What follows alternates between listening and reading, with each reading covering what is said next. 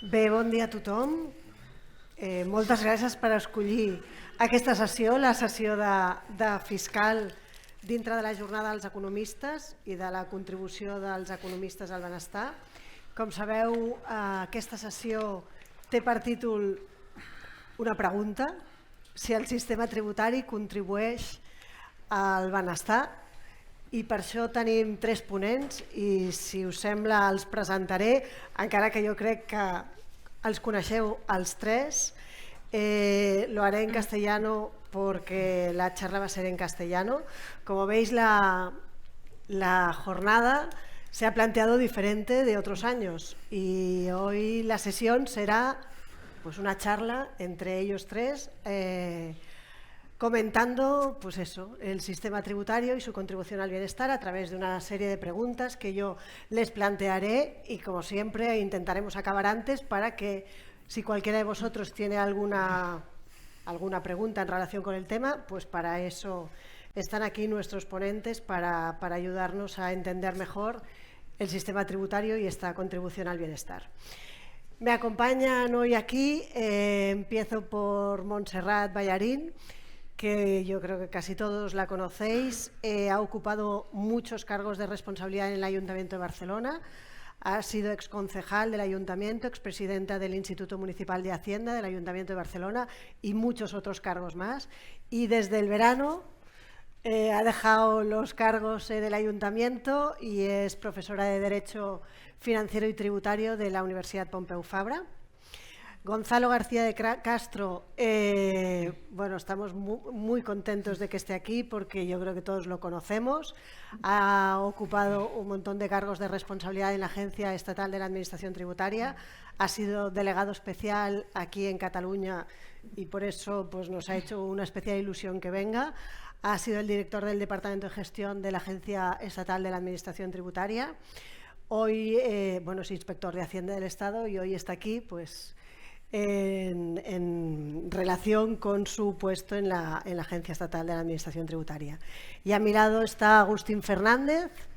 Agustín Fernández es el presidente del Registro de Economistas Asesores Fiscales en el Consejo General de Colegios de Economistas, y como hoy queríamos debatir el tema del bienestar y el sistema tributario, pues buscamos a alguien que pudiera hablar desde el lado de la Administración, alguien que pudiera hablar desde el lado de la universidad, como es Montserrat, y alguien que pudiera hablar desde la visión de los asesores fiscales, y quién mejor que el presidente del Registro de Asesores Fiscales, que está sentado a mi lado. Si os parece, voy a lanzar unas preguntas, haremos una especie de coloquio y, como os he dicho, al final, el que quiera hacer una pregunta o una apreciación a lo que se ha dicho en la mesa, pues todos estaremos encantados. Como esta sesión de trabajo, el título es «El sistema tributario español contribuye al bienestar», yo creo que lo primero que necesitamos es posicionarnos. ¿Qué es esto del bienestar? Y lo voy a preguntar desde el punto de vista académico a Montse, ¿qué se entiende por economía del bienestar o estado del bienestar? Y si está relacionado o no con el crecimiento económico. Muchas gracias, Montse. Pues muy buenos días. Ante todo, muchísimas gracias por invitarme a estas jornadas. Otros años había asistido como asistente, digamos, pero este año pues es un placer y una verdadera oportunidad de estar aquí como ponente. Y también una responsabilidad de empezar con esta primera pregunta, porque seguramente es muy complicado, ¿no? ¿Qué es el estado, qué es la economía del bienestar? Pues evidentemente esto depende de donde nos situemos en cada momento histórico, en qué sociedad. Pero situándonos, podríamos decir, en el aquí y en el ahora, yo creo que todos, cuando hablamos de economía del bienestar, pensamos en que es aquella que hace posible el estado del bienestar tal como lo entendemos nosotros, ¿no? Con sus 4 patas básicas de educación, sanidad, pensiones y atención a la dependencia, que es la última pata que se ha intentado construir. Y de hecho yo creo que esta es la línea. En los últimos documentos que están trabajando tanto la OCDE como la Unión Europea ponen el énfasis o empiezan a hablar de la economía del bienestar, que es aquella economía que no se cuantifica solo basándose en el PIB, sino que tiene en cuenta también el bienestar de las personas. Habla de un crecimiento económico sostenible y un bienestar de las personas como dos conceptos que además se retroalimentan entre ellos, ¿no? Más bienestar, más desarrollo de este tipo, y más desarrollo de este tipo, más y mejor bienestar. Por tanto, dando alguna definición así rápida, sería aquella que aspira pues, a crear un círculo virtuoso entre el crecimiento económico sostenible y el bienestar, y recoge estos pilares clásicos del estado del bienestar, pero los actualiza y los amplía en cierta medida, ¿no? Es aquella que sirve a la educación, pero una educación más amplia todavía y sobre todo a lo largo de la vida. Es aquella que incluye también lo que es la sanidad, pero una sanidad de calidad y también que hace mucho énfasis en la prevención. También en el tema, por ejemplo, de la protección social, ¿no? Que no deja a nadie atrás, ¿no? Que evita pues lo que es las desigualdades, y sobre todo hace mucho énfasis esta economía de bienestar en lo que es la igualdad de género. Intentar integrar todo el talento femenino también en lo que es este desarrollo económico a través pues, de medidas como la conciliación y otras que saben. Por tanto, resumiendo un poco estas tendencias que hoy hay en la OCDE y en la Unión Europea de economía del bienestar, sería aquella que permite el crecimiento personal, ¿no? La movilidad social, el crecimiento de cada persona, pero que no se lo queda para ella, sino que se hace extensivo y se traduce en bienestar social. Y también es aquella que lucha por reducir las desigualdades, poniendo mucho énfasis en lo que son desigualdades de género, y sobre todo lo que hace es trabajar por garantizar que haya pues, un desarrollo que sea sostenible medioambiental y socialmente. Sobre todo el desarrollo medioambiental creo que es la manera mejor, ¿no? de solidaridad entre las diferentes generaciones. Esto sería un poco más o menos el planteamiento. Perfecto, pues así sentadas las bases de lo que vamos a hablar durante la hora que tenemos por delante, nos vamos ya al ámbito tributario. Y para hablar del ámbito tributario, pues os voy a lanzar una pregunta tanto a Gonzalo como a Agustín, que contestaréis en el orden que queráis. Si la fiscalidad, en relación con la definición que nos ha dado Montse, contribuye al sostenimiento de ese estado del bienestar. Gonzalo. Nada, pues en primer lugar, buenos días, buen día a tothom. Y bueno, para mí es un placer estar aquí. Quiero agradecer al Colegio de Economistas, a Carme, a Valentí, el que me hayan invitado, y por supuesto compartir esta mesa con Agustín y con Montse, que la verdad que es un verdadero placer. Para mí es un honor estar hoy aquí, además con muchos amigos y conocidos y compañeros de trabajo también, y por tanto, pues nada, un placer, y vamos a ver si pasamos un rato agradable.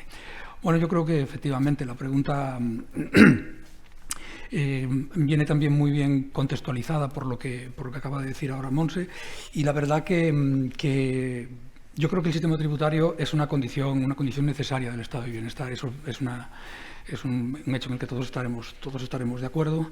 Y el estado de bienestar necesita un sistema tributario, y voy a decir dos cosas muy sencillas, pero que yo creo que todo el mundo la puede compartir. Un sistema tributario potente y suficiente. Pero esto, sin olvidar, me voy otra vez en el terreno de los principios, es muy fácil, aquí vamos a estar todos de acuerdo, que potente y suficiente, pero también justo, ¿de acuerdo? Justo en el reparto de lo que es el sacrificio, la contribución al sostenimiento de las cargas públicas entre todos, pues potencia, suficiencia, pero con justicia, y también con algo que es muy importante desde el punto de vista institucional y lo que tiene que decir un economista, visto en el contexto en el que estamos. Antes, en la presentación, en la sesión inaugural, la ponente hacía una mención al capitalismo cuatrimestral. Pues efectivamente el sistema tributario ha de ser potente, suficiente, justo y configurado a medio y largo plazo, con un adecuado esquema de reparto del sacrificio que tenga un objetivo final, que también antes se mencionó. Mejorar en la medida de lo posible, aunque esto seguramente no se consigue solo con el ingreso, la distribución de la renta y, ojo, y algo muy importante que mencionó Jaume Menéndez también y mencionó Begoña Fernández, que es también la distribución de la riqueza. Y eso realmente, eso está ahí, es una realidad que tenemos encima de la mesa.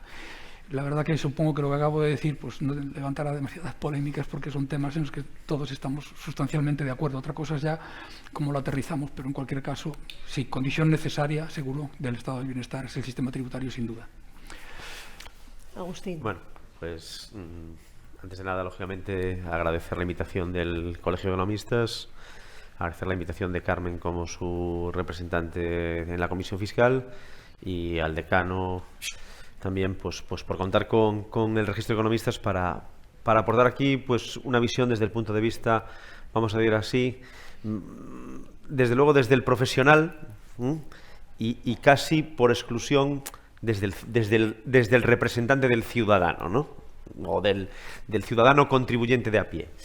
A ver, creo que el planteamiento de la pregunta que nos traslada Carmen, Gonzalo lo ha recogido perfectamente. Es decir, yo diría que obviamente es imprescindible el sistema tributario, imprescindible la fiscalidad para que podamos estar hablando de un estado de bienestar, una economía de bienestar. Es decir, al final estamos hablando de que existen unos gastos públicos, que existe una inversión pública, que existe una red social que hay que atender, y eso, si tengo las partidas de gasto, tengo que buscar las partidas de ingreso, y las partidas de ingreso obviamente vienen por la vía de la imposición directa, indirecta.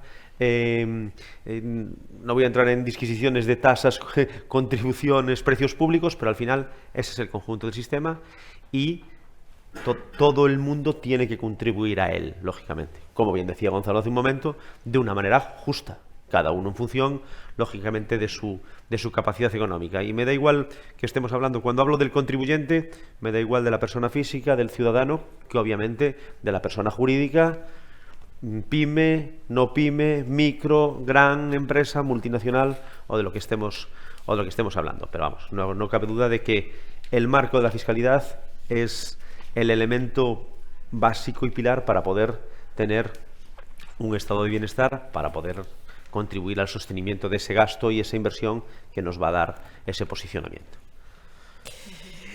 Muy bien, y hablando pues de lo que habéis dicho del tema de la redistribución de la riqueza, que es uno de los pilares del sistema tributario para llegar a alcanzar ese estado del bienestar, Montse, te quería preguntar, ¿y esos impuestos cómo se diseñan para alcanzar ese objetivo de redistribución de la riqueza, que es uno de los objetivos perseguidos, y cuáles son los pilares fundamentales de un sistema tributario que sea eficiente y equitativo y justo?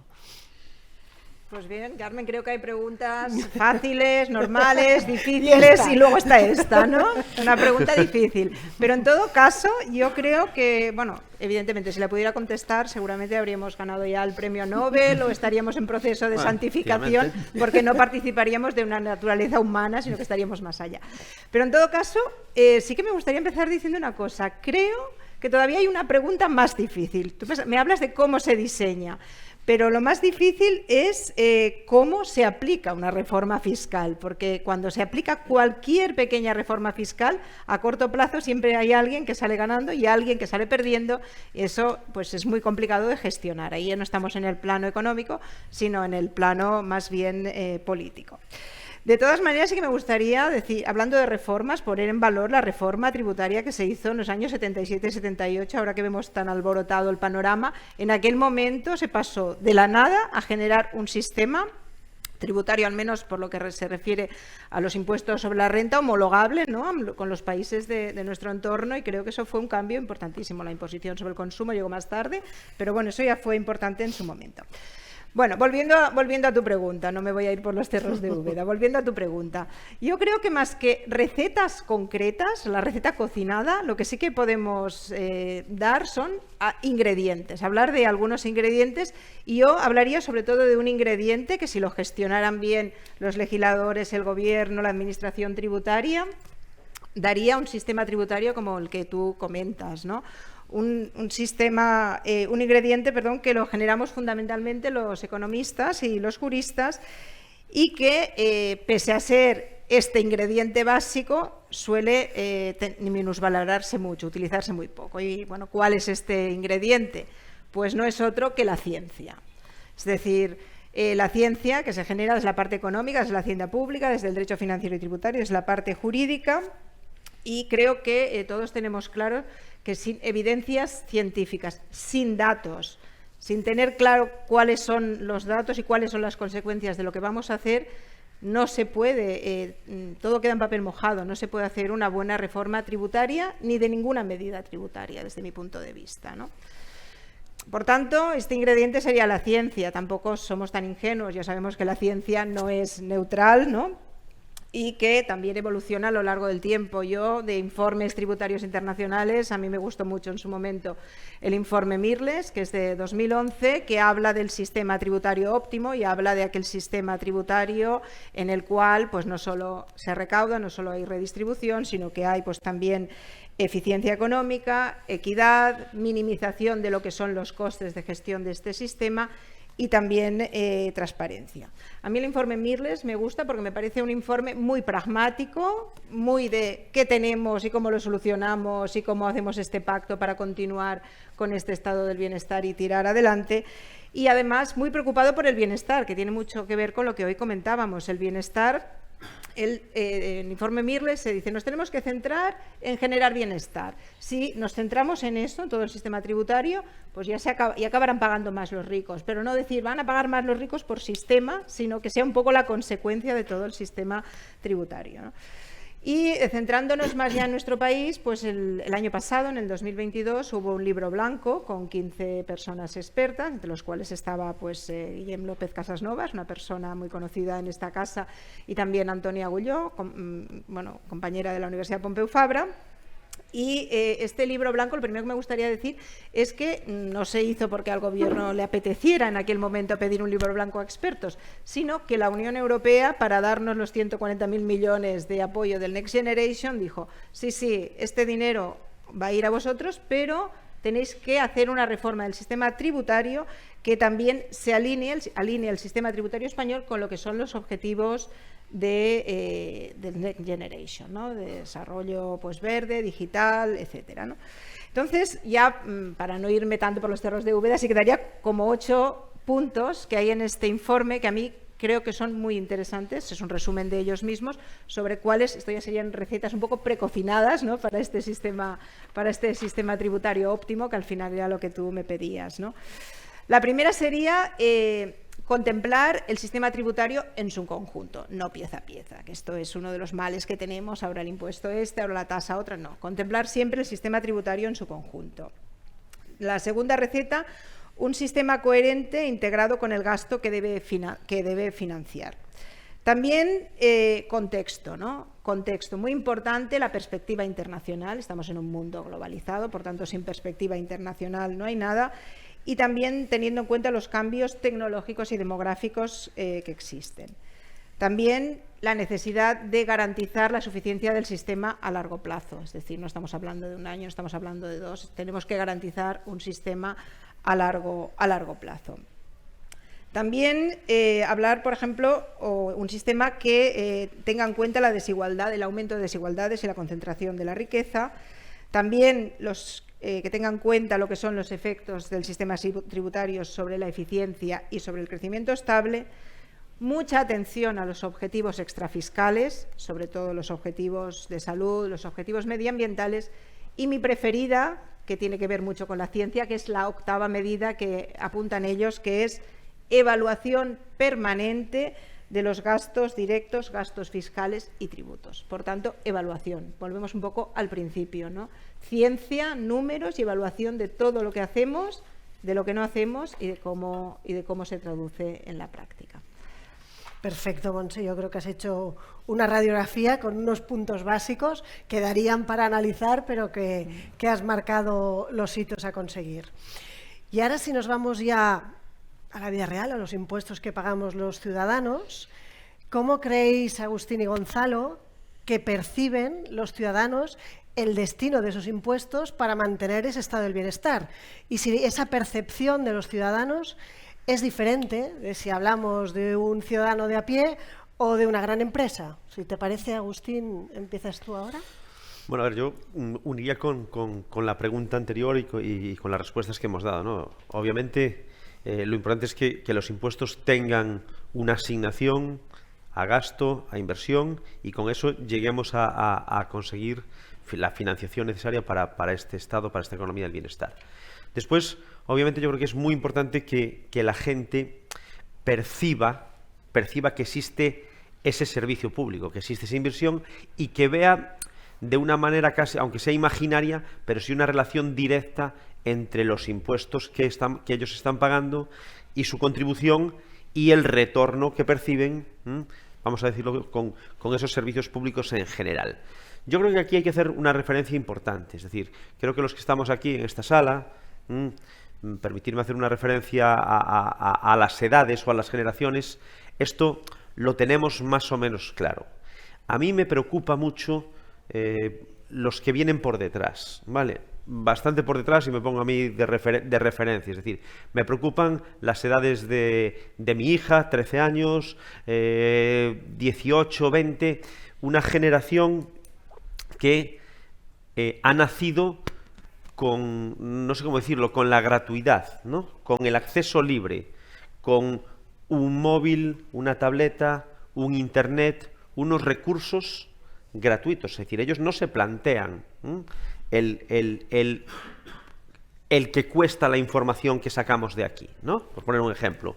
Pues yo creo que deberíamos de hacer un esfuerzo como sociedad, como país, como si esto puede ser una carta a los Reyes Magos para el nuevo ministro o ministra de Educación y Universidades, el que en una enseñanza secundaria quizá, yo creo que habría que introducir de manera obligatoria una asignatura de educación financiera, de educación económica, de educación tributaria, porque si no, nos encontramos con las preguntas que te pueden hacer, como me ocurrió a mí hace relativamente poco, de papá, ¿por qué vamos a este hospital unas veces y vamos a este otro hospital otras veces, ¿no?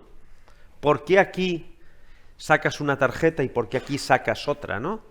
Bueno, pues hubo que explicar que este era un hospital público, que este era un hospital privado, que habían una combinación de cuestiones y demás, porque claro, ellos no perciben que ir al hospital sea gratis.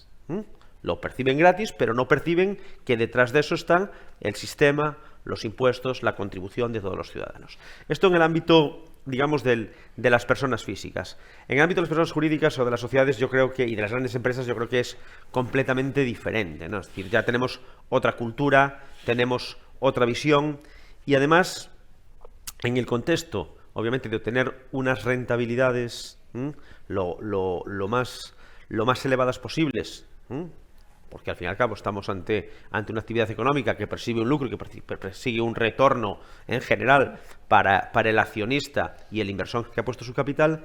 Yo creo que ya estamos en un camino de evolución y de transición. Las empresas quieren un sistema justo, las empresas quieren pagar los menores impuestos posibles en el marco legal, para eso estamos nosotros también, para ayudarles, pero creo que aquí ya hay una perspectiva clara de que no todo puede ser a costa de exprimir, digamos, el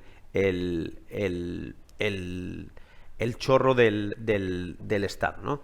Hay que contribuir también con los impuestos, hay que contribuir en un marco de la sostenibilidad de lo que estábamos hablando ahora, y hay que contribuir en un marco también de que las empresas tienen vamos a decir, una responsabilidad social, ¿no? Con sus, digamos, clientes y con sus convivientes, que es la gente en el entorno en el que conviven, trabajadores, clientes, proveedores y demás.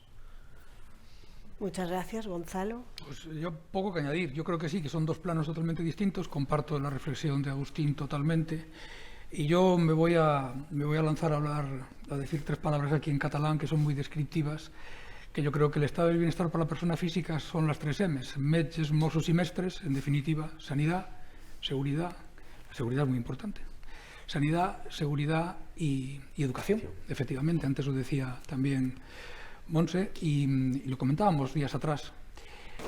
Yo creo que sobre esto se explican poco las cosas. Es decir, cuando uno va a un hospital público y porque tiene un problema de salud muy grave y un cirujano experto, preparadísimo, que ha costado mucho dinero a la sociedad prepararlo, te interviene con muchísima rapidez y te coloca un bypass, por ejemplo, y entras por tu pie y sales por tu pie, sin generar gastos de estancia en el hospital, porque eso ha evolucionado tanto que se hace todo cada día más y mejor. Eso seguramente yo personalmente no me lo podría pagar de mi bolsillo, seguramente, o al menos en un momento determinado en mi vida me resultaría muy complicado. Yo creo que eso hay que ponerlo encima de la mesa, tiene un precio, tiene un valor. Agustín lo ha explicado perfectamente y creo que eso para la ciudadanía en general es muy importante. Las tres cuestiones son absolutamente básicas. Y desde el punto de vista de las empresas, también poco que añadir. Lo que sí es verdad es que al mundo de la empresa mediana y grande sí que quizás los poderes públicos tienen que trasladarse que toda la dotación de equipamientos de infraestructura son para que precisamente la actividad económica pueda desarrollarse en un contexto de viento favorable. Es decir, un país sin infraestructuras, un país sin seguridad jurídica, un país sin un aparato administrativo ágil. Y si la sanidad funciona bien, es que el trabajador tendrá menos bajas, digo yo. Quiero decir que todo está relacionado. Es decir, un país ordenado económicamente genera, vamos a decirlo en términos de economistas, aunque la frase puede ser un poco pedante, genera externalidades positivas, ¿de acuerdo? Que efectivamente se difunden por toda la actividad, y yo creo que la buena marcha de una empresa está muy vinculada a ese contexto, a esa dotación de bienes y servicios públicos que efectivamente también les permite pues maximizar sus resultados y después también, por supuesto, a la vuelta de todo, pues contribuir también con sus impuestos. Sí, la percepción es distinta porque ha de ser necesariamente distinta, las necesidades son distintas, pero yo creo que en el caso de los ciudadanos la cultura fiscal desde jovencitos sí que es importante que la tengan presente. Si aquí subimos y nos vamos a Vall d'Hebron y entramos en urgencias y salimos pues que nos hemos torcido un tobillo y salimos con el tema resuelto, pues efectivamente eso tiene un coste y eso tenemos que pagarlo entre todos. Al final, vivir en sociedad es mutualizar, compartir riesgos, y eso tiene un precio, y el precio es lo que implícitamente pagamos a través de los impuestos. Poco más puedo decir en ese sentido.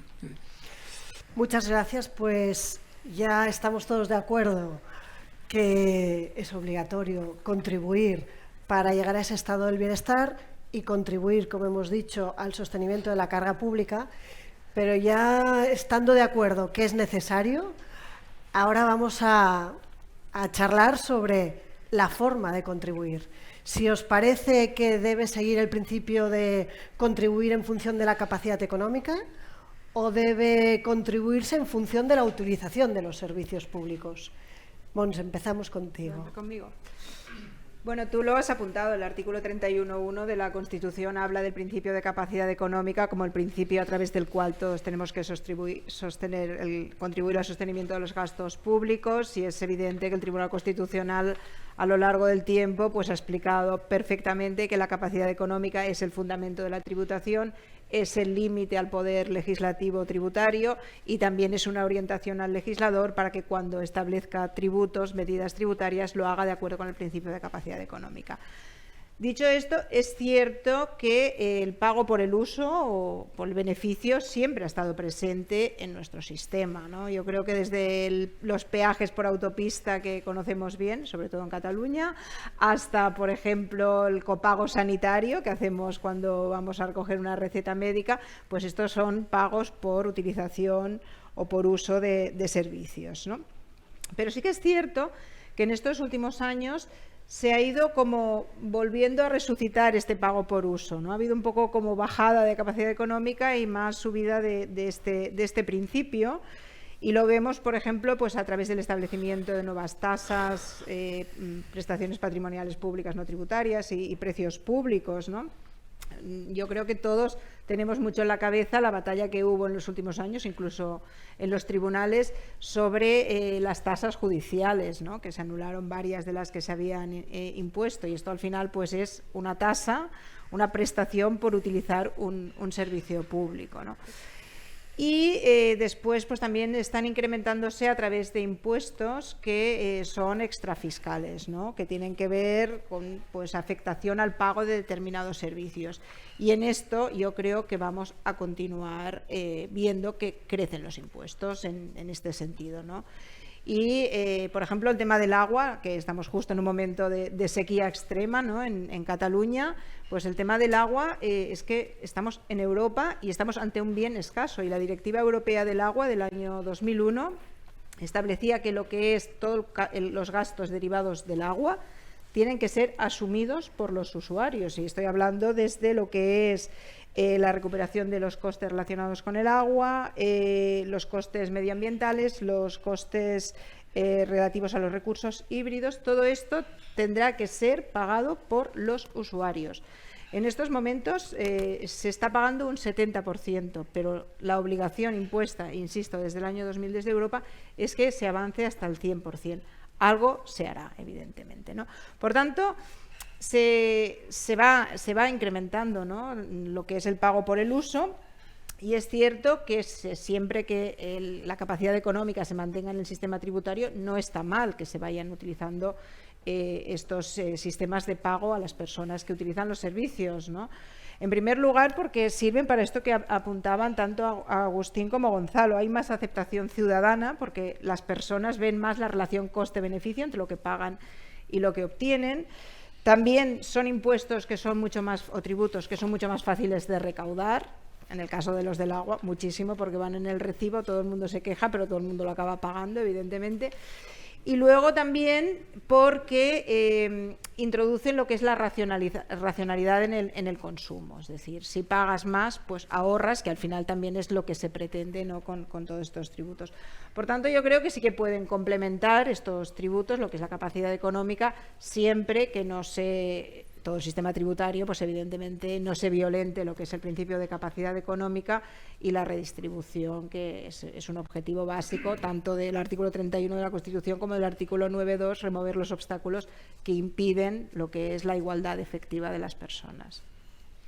Perfecto, Montse. Pues Gonzalo, ¿tu opinión? Pues la verdad que un poco en la misma línea, tanta unanimidad, vamos a tener que buscar algo en lo que pelearnos. Efectivamente, yo creo que lo ha dicho muy bien. Al final, sí. Lo ha dicho muy bien Montse. Efectivamente, el principio de capacidad económica tiene que presidir el sistema tributario, pero efectivamente yo creo que en la introducción que ha hecho dijo algunas cosas que para mí son importantes, las ha dejado caer así medio de lado y tal, fueron todas muy seguidas. La ciencia económica, el papel de ese precio que pagas por el uso como moderador en la intensidad en la utilización de algo que nos parece que es gratis y que es el agua. Y por ejemplo, por poner un ejemplo, y yo creo que ahí es donde lo que dijo al principio enmarcó muchas de las cosas que vamos a tener que decir. Efectivamente, ahí el papel de la ciencia económica, el papel de los economistas es muy importante. Lo que sí es verdad es que también ha dicho una cosa, que el coste en términos de popularidad de ponerle un precio a un servicio público, bueno, hay un contexto sociopolítico. También Valentí Pic dijo algo antes muy importante, es decir, necesidades y derechos son conceptos que hemos de clarificar, y también desde los poderes públicos hay que hacer pedagogía explicándole a la sociedad con prudencia, con ponderación, con mesura, con precisión técnica, con palabras sencillas. Si todos recordamos el obituario que hizo Keynes cuando despidió a su maestro Marshall, ¿verdad? Le decía que el gran economista, entre otras muchas cosas, es el que es capaz de expresar grandes ideas con palabras muy sencillas. Además le pedía que fuese matemático, filósofo, político. Bueno, ya os podéis imaginar, todo esto muy típico de la London School of Economics, ¿no? Pero quiero decir que efectivamente la ciencia aquí es muy importante, y el papel moderador de esa solución pues puede ser acertada en muchos casos, pero hemos de saber explicarlo, seguramente un poco entre todos, y evitando debates, digamos, fuera de contexto sobre temas que efectivamente están ahí. El ejemplo que ha puesto Montse es muy claro. No me extiendo más porque poco más tengo que decir. Sí, si os acordáis, en esa percepción del coste del servicio que estáis usando, yo no sé si aquí se hizo, pero el servicio de salud en Galicia, hubo una temporada, no sé si lo sigue haciendo, que a todo aquel que pasaba por el hospital, que a todo aquel que iba a urgencias, le mandaba su factura para que supiera vamos a decir así, cuántos recursos había consumido, cuánto crédito de sus impuestos había consumido, ¿no? Yo creo que es importante para esa percepción. El tema del agua pues también está muy bien apuntado, lógicamente, porque sí que da idea de decir, si este mes pagué tanto, a lo mejor necesito restringir. Y obviamente los impuestos en muchos casos buscan una reconducción de conductas, lógicamente, ¿no?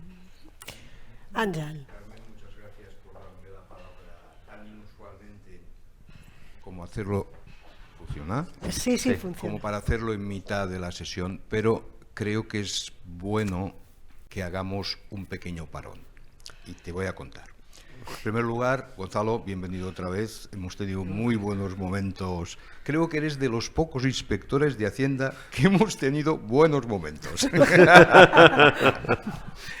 Agustín, muy bienvenido.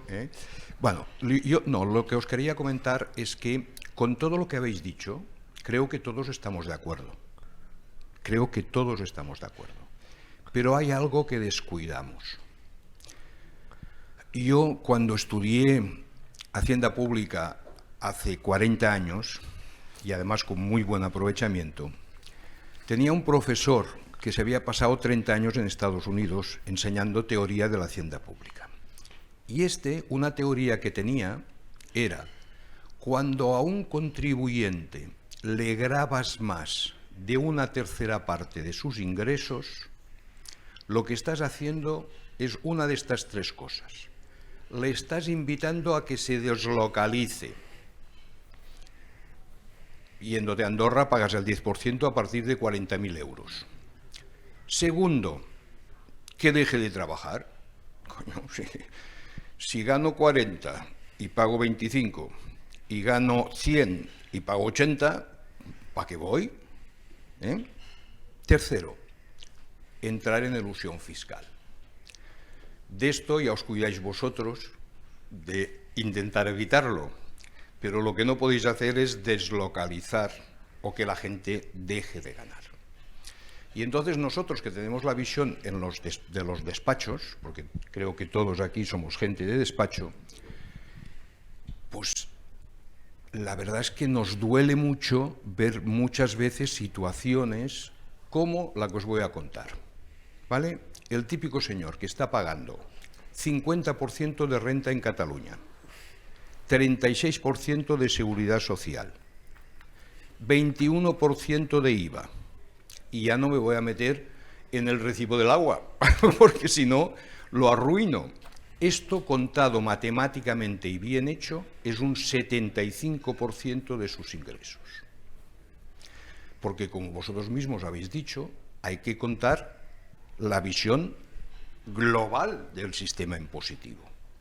Yo creo, y lo digo con respeto, cariño, que cobrarle a un contribuyente un 75% es una mamarrachada. Lo pagas porque lo tienes que pagar, pero no tiene justificación ni económica ni técnica posible. Entonces, lo que estabas tú diciendo, que hay que seguir aumentando los impuestos, pues para mí tiene poco futuro, porque se nos va a morir la vaca.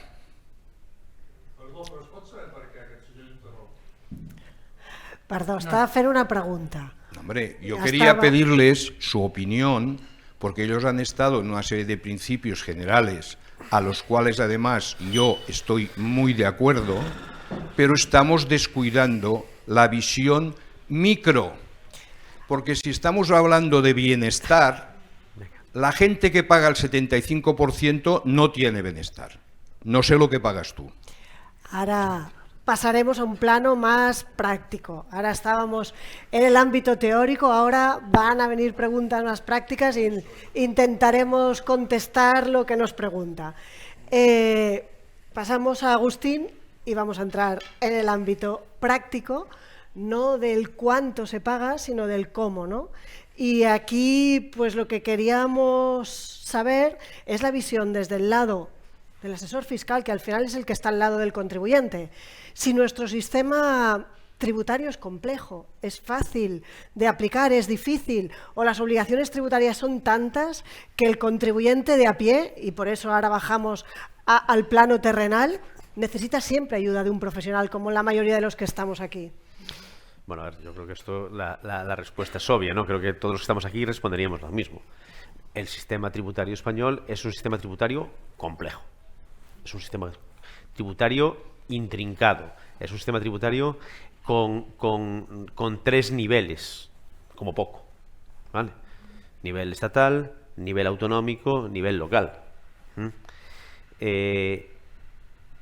Los profesionales, porque vivimos de esto, nos lo tenemos estudiado y yo creo que casi tenemos interiorizado el que sí, pasan cosas en una misma operación, se tributa aparentemente por lo mismo, no por lo mismo, pero sí derivado de una misma circunstancia, ¿no? Es decir, eso, trasladárselo al ciudadano de a pie, trasladárselo al contribuyente, trasladárselo a aquel que se produce una transmisión de una vivienda o de un inmueble, y entonces ahora viene el que vende, paga renta y paga incremento de valor de los terrenos de naturaleza urbana, ¿vale? El que compra paga ITP. A ver, en la misma operación, ¿no? Cuéntaselo a una persona pues con una formación en otra materia, o con una formación básica, digamos, de no conocimiento en materia tributaria, y la verdad es que tiene que haber una labor por parte de los profesionales de culturización en este punto, ¿no? Es decir, oye, ten en cuenta que tú vas a tener esta operación, vas a percibir X, y de esos X solamente vas a disponer de Y. Porque muchas veces hay operaciones, yo siempre digo una frase en el despacho cuando estamos trabajando, cuando viene un cliente y tal, dice, y lo primero que pregunta es, bueno, ¿y eso cuánto voy a pagar? ¿Y esto cómo lo vamos a...? A ver, yo creo que una frase es, para mí fundamental es siempre, ojo, que el criterio fiscal no sea el primero en determinar o en tomar una decisión de hacer, no hacer, o de cómo hacer una operación, en el ámbito que sea, en una decisión empresarial, ¿no?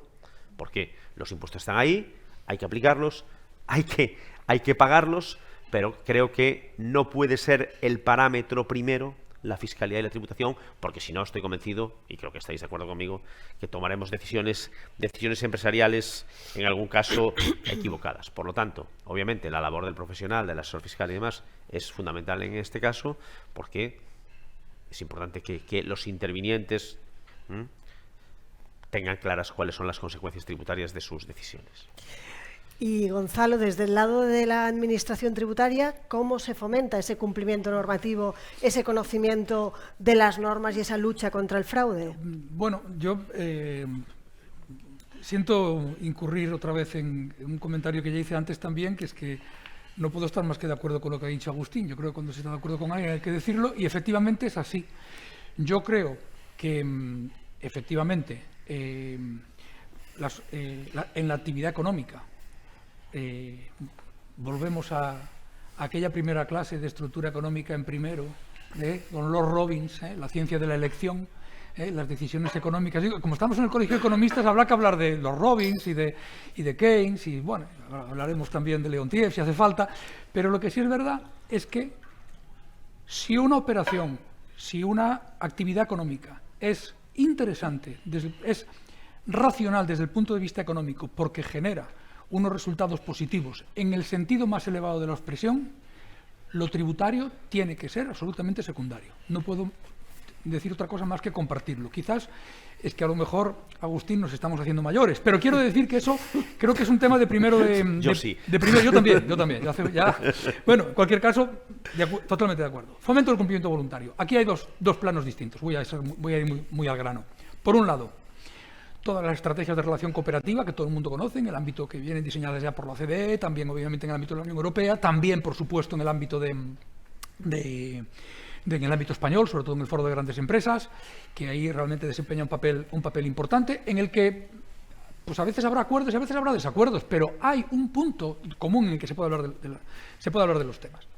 A nivel, con otro perfil de ciudadanía, en general, con el que se relaciona con la Administración tributaria una vez al año para presentar su declaración de renta, pensemos que son prácticamente 22,5 millones, 23 millones de personas las que son titulares de una declaración de renta, es mucha gente. Ahí yo creo que la clave está en el fomento del cumplimiento voluntario, pasa por volcar a la ciudadanía con carácter previo a la presentación de cualquier declaración, de toda la información de la que obra en poder de la Administración, para que tú puedas cumplir cómodamente en un entorno de seguridad absoluta con tus obligaciones. Efectivamente, hay que acompañar al ciudadano, pero hay que acompañar al ciudadano poniéndoselo muy fácil, no explicándole el IRPF, porque el manual del IRPF de la Agencia Tributaria tiene 1.200 páginas. Y bueno, es un libro de cabecera que está en todas partes, que tiene que estar ahí, es un buen producto, se puede digitalizar y manejar de otra manera también, en el sentido de ir a la parte que te interesa, pero el sistema tributario español, la verdad que pues se puede decir que es complejo, o se puede decir que no es sencillo, pero yo creo que se puede decir claramente que es complejo, porque todos los sistemas tributarios, para bien o para mal, son complejos. Yo siempre digo que aquí la estrategia fundamental de la Administración es convertir sus actuaciones tradicionales de comprobación, sobre todo las que afectan a un mayor número de contribuyentes, en lo que desde el punto de vista más o menos interno en la agencia le llamamos control extensivo preventivo. Es decir, que antes de hacer la declaración yo te diga todo lo que sé de ti para que tú la hagas con eso, y si hay algún problema pues puedes decir, oye, que este dato no es correcto, es incorrecto. En definitiva, ayudar y minimizar pues todas las controversias en la medida de lo posible, que siempre puede haberlas, pero efectivamente pues esta es un poco la estrategia. Y la verdad que creo que da resultados positivos, pues sí, porque pues nos permite, por ejemplo, en la práctica, que las declaraciones de IRPF a devolver, que podían ser un turmalet anual, pues prácticamente en 2 o 3 meses esté todo resuelto de un año para otro, y que quiero decir que funcionen con una cierta agilidad todos los sistemas. Todo tiene un coste, pero sí que es verdad que ya, por último, una cosa que sí quiero decir también, perdón que me extienda aquí, en que la relación tributaria, en cualquier caso, es una relación que tiene 3 patas. La pata administración, la pata ciudadano y los profesionales que estáis hoy aquí también. Quiero decir que eso es tremendamente importante. Es decir, sin administración, sin ciudadanos, pero también sin profesionales del ámbito tributario, no es posible aplicar un sistema ni aquí, ni seguramente en el Reino Unido, ni en Francia, ni en Italia. No conozco los entornos de estos países, que no sé cómo funcionan los temas más profesionales, pero yo creo que efectivamente eso hay que reconocerlo y hay que decirlo aquí. Lamento no poder discutir contigo, Agustín, pero bueno, 2 gallegos, ¿qué pueden esperar de 2 gallegos? No, 2 gallegos de Colegio de Escolapios, ¿qué van a hacer? Eu de Monforte de Lemos, los Escolapios de Monforte de Lemos. Que era el colegio importante y señorial. Bueno, exactamente. El pequeño San Lorenzo del Escorial. Exactamente. Bueno, y si ahora nos vamos a los beneficios fiscales o las exenciones, las deducciones, las bonificaciones que existen en el ámbito tributario, ¿estas en general contribuyen al bienestar o únicamente benefician a un sector de la población y no consiguen el objetivo, que es beneficiarlos a todos? Monse, vamos contigo. Empezamos conmigo. Bueno, pues si quieres que te diga la verdad, no lo sé. No lo sé yo y no lo sabe nadie. Esto es lo peor de todo este asunto, ¿no? No se puede decir ni sí ni no, ni todo lo contrario, porque los beneficios fiscales, como sucede con muchísimas medidas fiscales, más allá de si sirven para recaudar o no sirven para recaudar, nadie se preocupa en cuáles son los objetivos y en evaluar cuáles son los objetivos que hay detrás, si se han cumplido gracias al beneficio fiscal o no se han cumplido. Porque tenemos que tener en cuenta que los beneficios fiscales son la antítesis de la neutralidad. La neutralidad es que el sistema tributario no ocasione ninguna conducta, ¿no? Que todo funcione como si no existiera. Y los beneficios fiscales, ¿no? Cuando se establece una bonificación, una deducción, una exención, es justo para que suceda algo detrás, ¿no? Por ejemplo, ¿no? La deducción del I+D+I en el impuesto de sociedades. Si hay una deducción es para que se ahorren dinero, ¿no? Las sociedades allí, pero para que efectivamente se avance en investigación y desarrollo e innovación tecnológica, ¿no? Entonces, sí que sabemos, porque nos obliga o le obliga a la Administración y al legislador la Constitución a que los beneficios fiscales, ¿no? Cuánto cuesta cada beneficio fiscal se cuantifique y aparezca en la Ley de Presupuestos Generales del Estado como una partida diferenciada, pero evaluar si efectivamente han funcionado para los objetivos para los cuales se ha puesto ese beneficio fiscal no está evaluado. El Banco de España ha hecho un estudio sobre el impacto de la reducción de los 20 céntimos de la gasolina. Se han hecho muchos estudios sobre medidas de bonificaciones fiscales y su impacto, y además han comprobado que no ha logrado redistribuir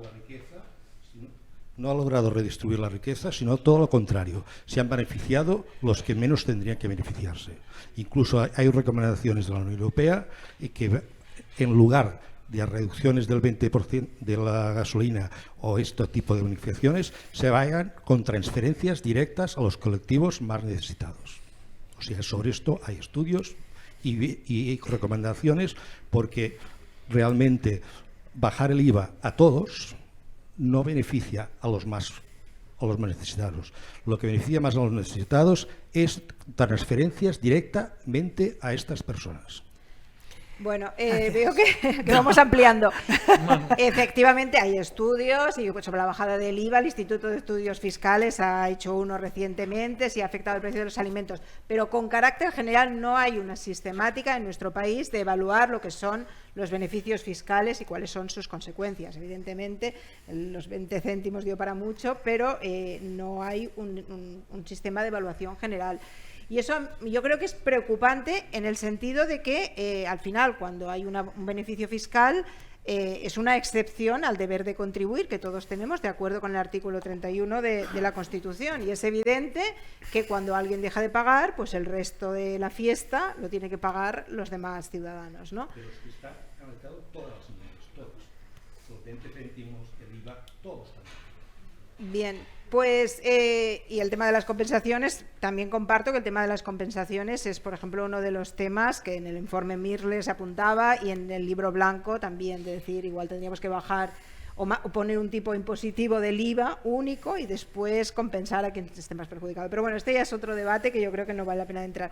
Lo que sí que quería decir es que, bueno, a mí me parece muy preocupante que los beneficios fiscales muchas veces no se establecen claramente porque hay una necesidad o se quiere beneficiar a un determinado colectivo, sino que muchas veces son pues presiones de lobbies, presiones mediáticas, en otras ocasiones promesas electorales, que realmente pues no está muy bien evaluado lo que se pretende detrás de esto. A veces se han convertido en un mercadeo y luego esto a la hora de establecerlos y a la hora de suprimirlos muchísimas veces es porque hace falta más dinero y entonces pues rebajamos, ¿no? El ayuntamiento o la comunidad autónoma, quien sea, saca ese beneficio fiscal. Y luego hay cosas de los beneficios fiscales que no es que son lo que son, sino cómo se perciben, ¿no? Por ejemplo, yo como concejal de Hacienda, una cosa que sufrí mucho es la bonificación en el IBI a las familias numerosas. Es decir, la ley permite que los ayuntamientos establezcamos de manera potestativa, la mayoría de los ayuntamientos lo han hecho, una bonificación en el IBI a las familias numerosas titulares de inmuebles, ¿no?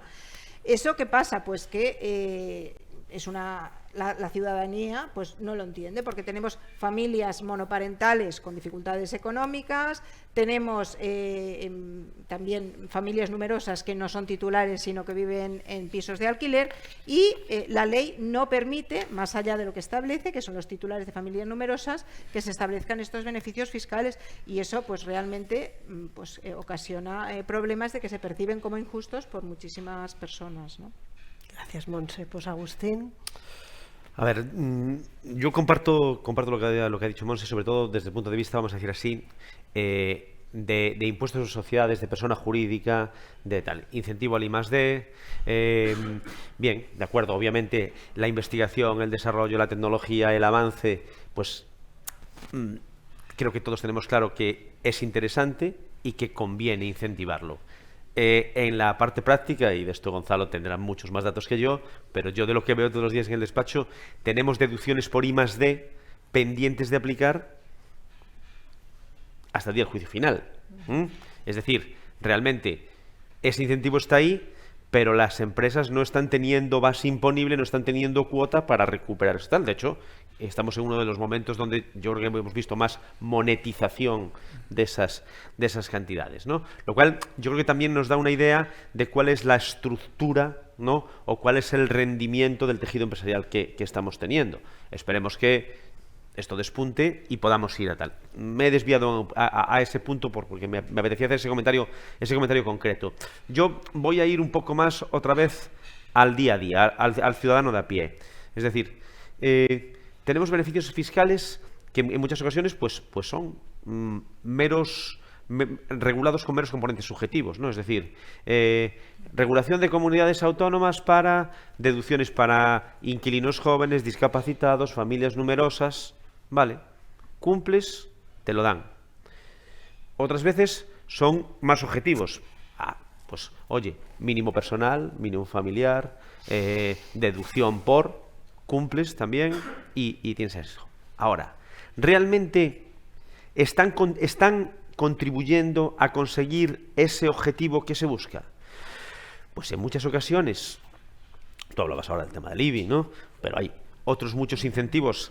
Cada comunidad autónoma tiene, ya no voy a decir muchos, voy a decir varios. Realmente el beneficio que se le está dando al ciudadano, contra el coste que ello supone en la gestión, en muchos casos, nos está llevando a que eso sea una balanza o un equilibrio satisfactorio. La verdad es que no está muy claro. En el informe que elaboramos desde el REAF todos los años de la Fiscalía Autonómica, tenemos recogidos cuántos incentivos de este tipo hay en cada comunidad autónoma y os aseguro que se llega a la conclusión de que la balanza del coste de gestión de esas ayudas contra lo que en algunos casos se beneficia o en otros, en sentido contrario, se recauda, desde luego no es satisfactorio. ¿Vale?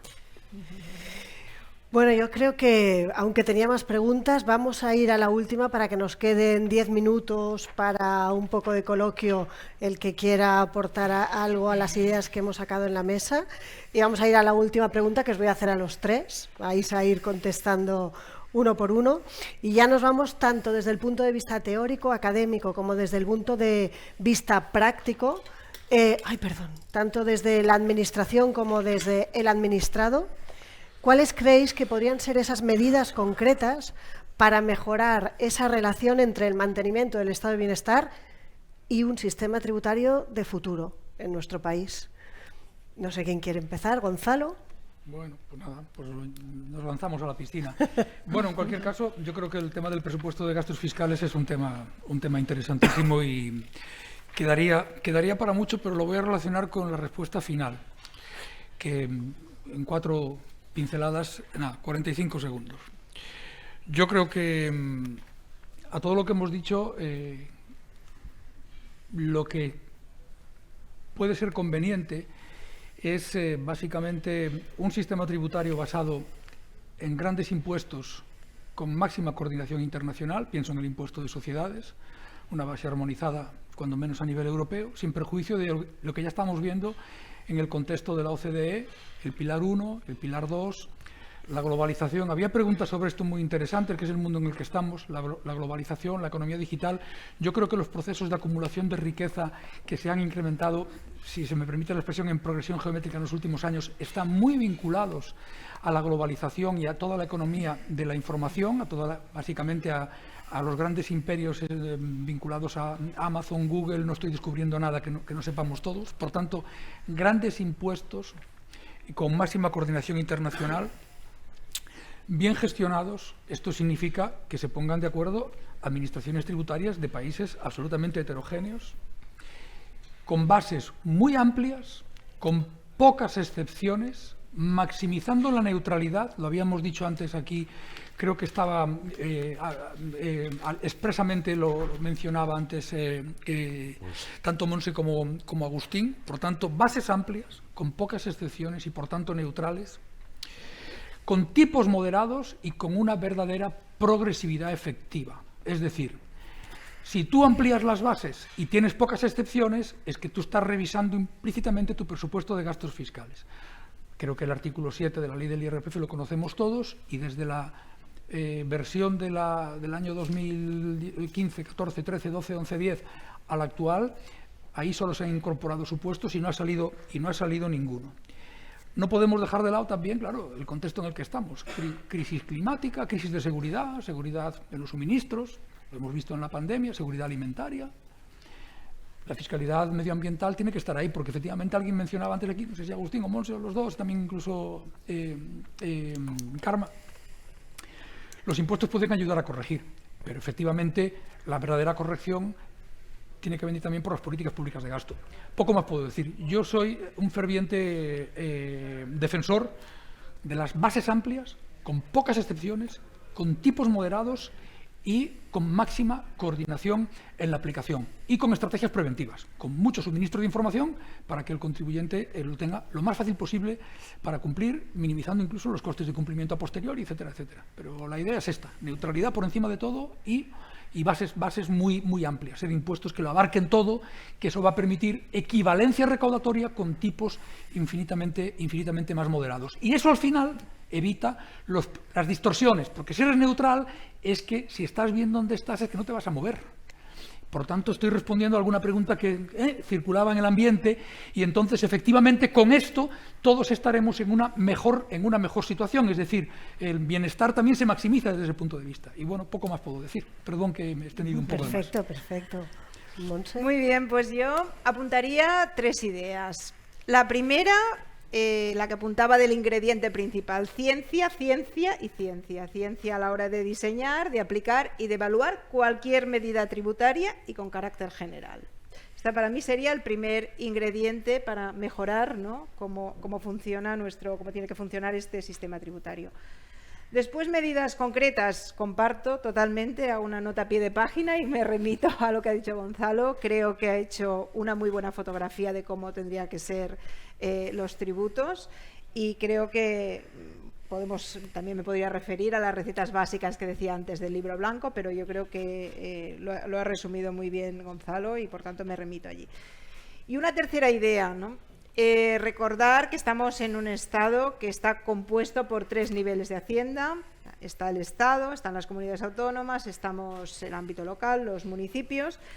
Y por tanto yo creo que ahora que se apunta, no estamos en un nuevo gobierno y se apunta que va a haber reformas, yo creo que hay que contemplar conjuntamente estas 3 reformas, estos 3 sistemas, que además cada uno luego es un subsistema en sí mismo, ¿no? Cada comunidad autónoma tiene su propio subsistema, pero hay que recordar que estamos en este sistema de Estado compuesto, y tendríamos que hacer como el dios del tiempo, ¿no? El dios Cronos, que tenía 3 ojos.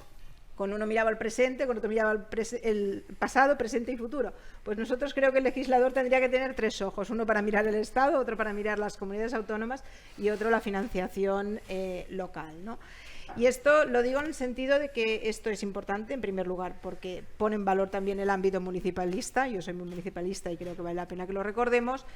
Y en segundo lugar, creo que esta visión global dotará o podría o debería dotar al sistema de coherencia, ¿no? Esto que nos quejábamos, ¿no?, que se quejaba también Agustín de que tenemos cosas sueltas por ahí que no sabe, están como flotando en el espacio, ¿no?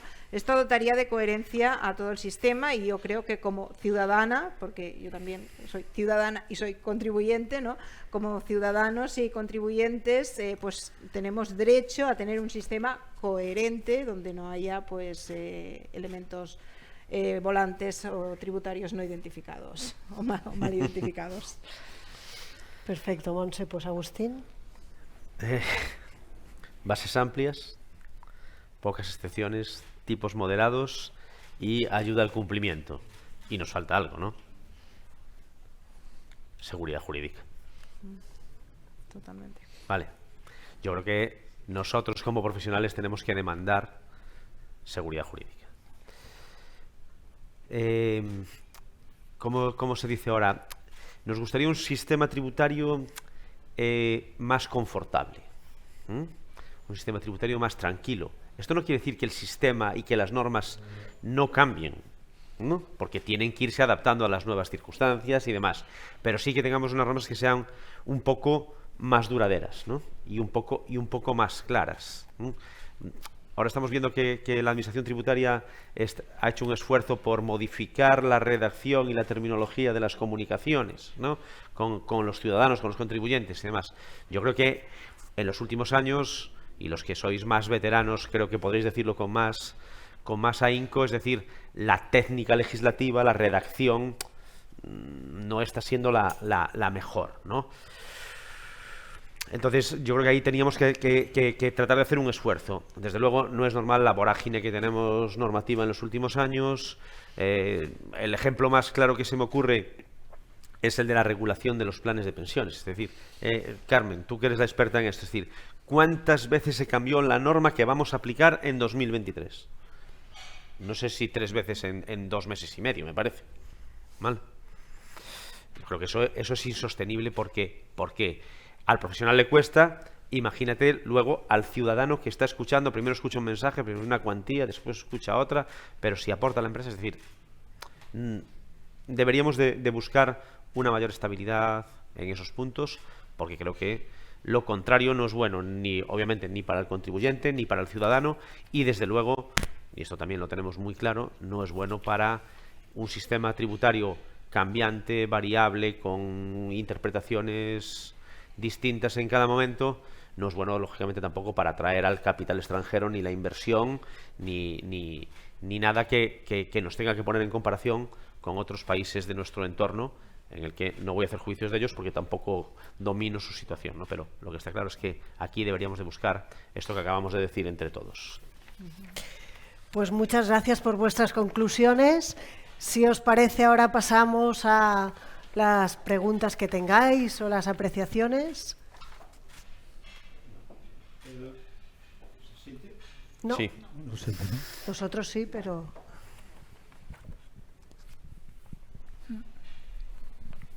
A ver. ¿Se oye? Sí. El gobierno alemán encargó al Instituto IFO un estudio sobre el impuesto sobre el patrimonio de cara a su reimplantación. En este estudio se comprobó que la recaudación que se generaría por el impuesto sobre el patrimonio era menor de la que se perdería por IRPF, por sociedades, por su impacto sobre la inversión, el empleo y el crecimiento del PIB. Entonces, evidentemente, como los alemanes no actúan con criterios racionales, no ideológicos, no se reimplantó el impuesto sobre el patrimonio en Alemania. En el libro blanco también se recomienda su supresión. Pero es que además aquí nos dicen es que necesitamos los 500 millones de euros que recaudamos por patrimonio, cuando están renunciando a recaudar 10.000 millones de euros ampliando el aeropuerto del Prat.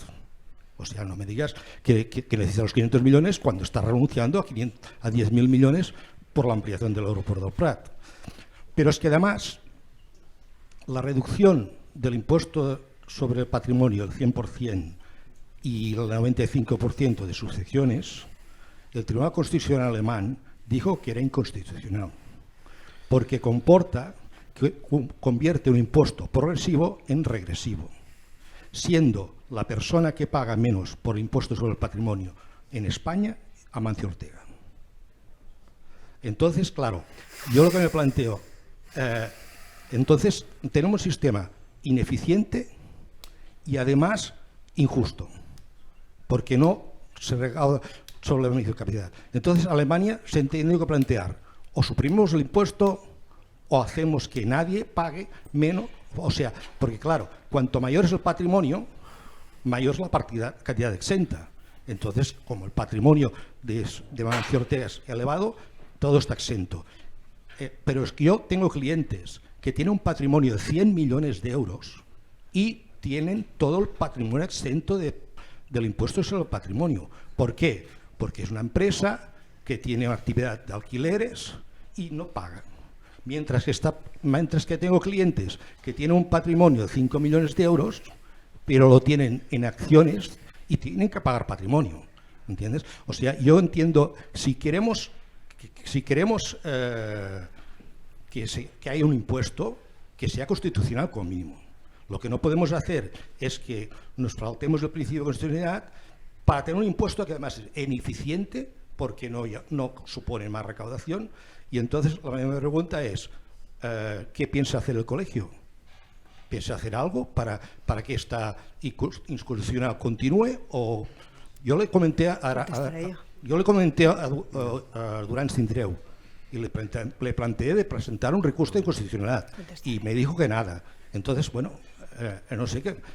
Yo estoy de acuerdo que para impuestos, pero primero que sean con criterios de eficiencia, porque además la Unión Europea en sus recomendaciones está pidiendo que se aumente el IVA y se baje el impuesto sobre el patrimonio y sobre el trabajo.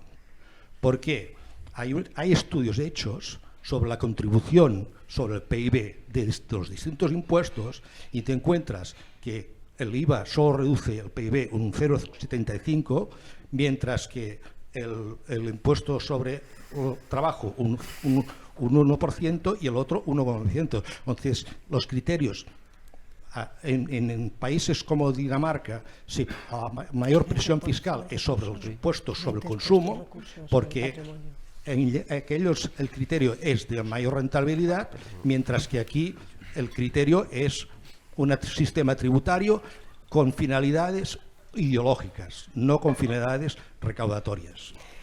Bueno, contesto yo. Contesto yo, porque gracias por tus apreciaciones. ¿El colegio qué puede hacer? Ya está en la cuestión de inconstitucionalidad. El patrimonio esperará a ver qué dice el Constitucional. Ya está interpuesta la cuestión de inconstitucionalidad.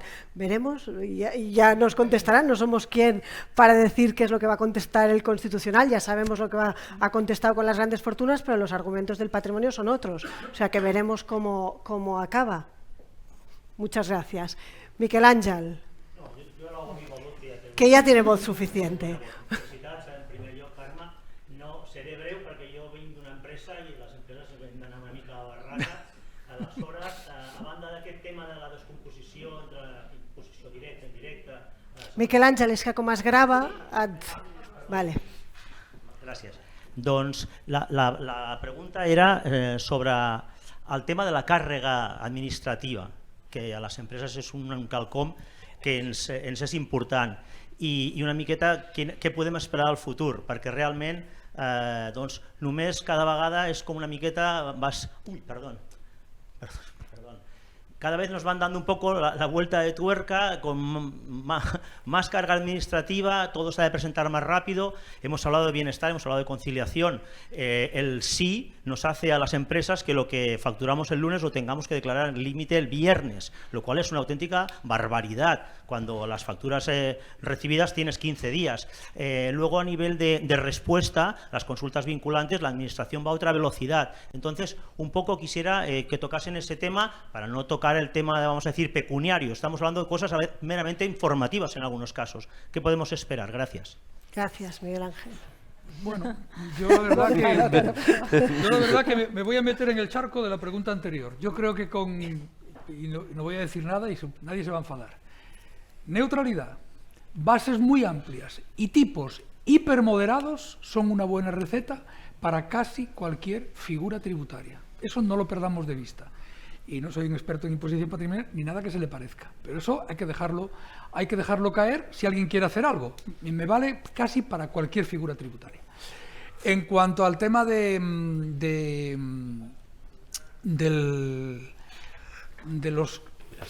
cumplimiento y de las cargas, efectivamente ahí el sí fue un factor fundamental de modernización incluso interna de muchas empresas en cuanto a la gestión del impuesto. Fue un cambio de paso importante y que creo que también supuso un reequilibrio de los poderes internos en las empresas, porque los jefes de fiscal decían que se habían convertido en un referente dentro de la empresa, al menos durante el proceso de transición, con lo cual aquí en el registro en el REAF estaban todos muy contentos porque digamos que los fiscalistas en las empresas tenían un mayor peso específico. Dejando esto como una cuestión un poco anecdótica, sí que es verdad que que un sistema tan complejo como este se basa en la información. Y los grandes suministradores de información son las empresas. El 190, que es un logro histórico del sistema español, desde hace prácticamente 40 años que tiene el IRPF, en Francia se ha implantado hace 3, creo recordar, o hace 4, básicamente. El sí ha sido un paso importante en la modernización del IVA, pero leía estos días el plan vida de la evolución del IVA en la Unión Europea, que habla incluso de reportes electrónicos en operaciones intracomunitarias casi instantáneos. Es decir, bueno, vamos a un esquema en el que quizás las tecnologías nos ayuden a que los costes de cumplimiento, digamos que tengan un coste marginal decreciente tendiendo a cero, pero sí, efectivamente, existe un nivel de... Yo creo que hay que reconocer el papel de las empresas, sobre todo de las medianas y grandes, en cuanto a el aporte de datos suministrados que hacen, por obligación legal, pero el aporte con un coste para ellas, porque son una pata fundamental de la evolución hacia una mejor aplicación del sistema tributario. Por tanto, eso es un reconocimiento que tenemos que hacer todos y decirlo muy expresamente, que es que me están oyendo al lado.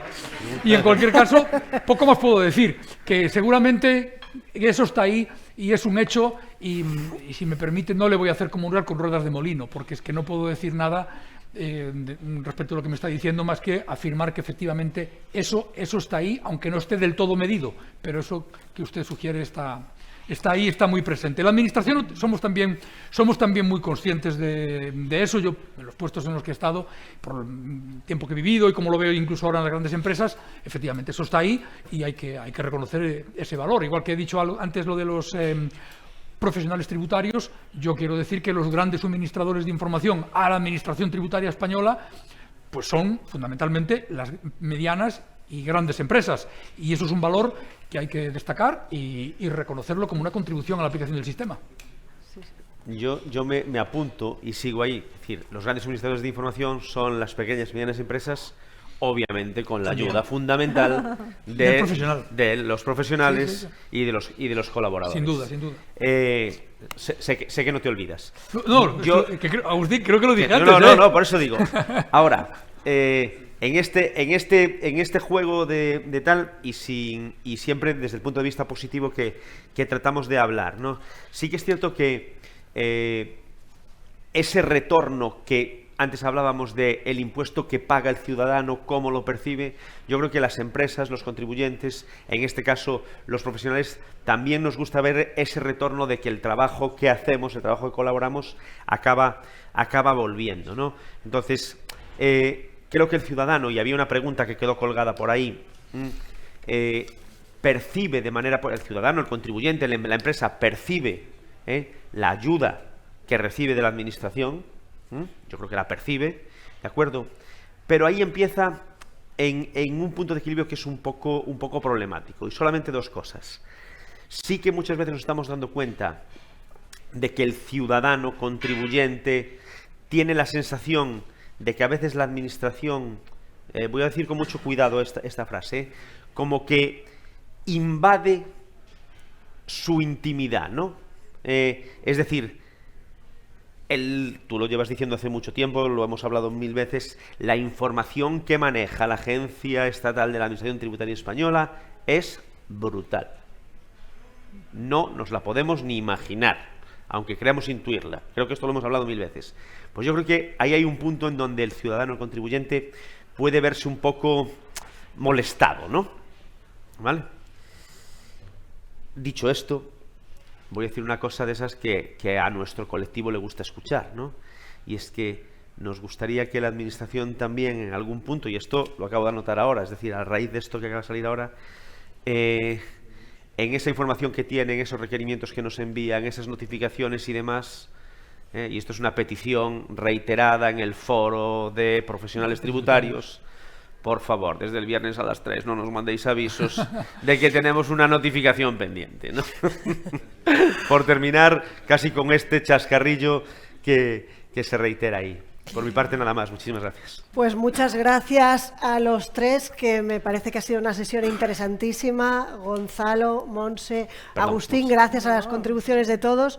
Solo recordaros que ahora a las 12:45 hay una mesa redonda sobre el reto de la economía y la mejora de la productividad, a la que os animo que acudáis y participéis. Y muchas gracias por haber venido hoy aquí.